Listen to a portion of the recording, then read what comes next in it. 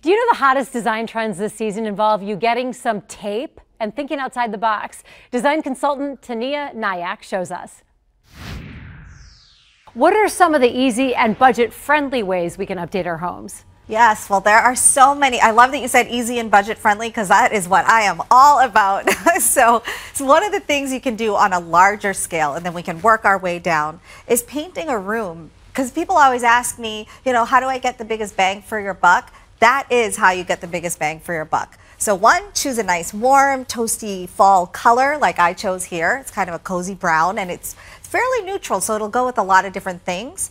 But the key is having the right tools on hand. So when you paint a room, you don't want all that drippy paint or messy looking walls. So I use Frog Tape brand painter's tape, and the reason I love this one is because it has a paint block technology. So once the paint hits the tape, it creates this gel barrier. You get that crisp, clean line every single time. You know that messy paint bleed that happens sometimes? Yes. It's like the worst ever. Yeah, so you don't have that problem this way. For an accent wall, paint it 2 to 3 shades deeper than that color. So if you know what kind of paint it was, then go to that paint strip on the deck and just count down 2 to 3 shades darker.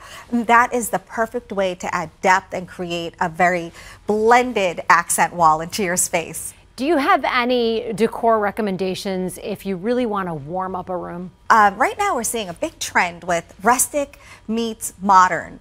And how do you do that? How do you get that rustic modern look? So I took an old piece of barn board and I actually taped it off with the frog tape to create these fun angles. I painted it white. And then when I pulled the tape, it revealed the wood grain so that I had that nice rustic meets modern look. So it's kind of fun and it's a bit of a statement piece in the room.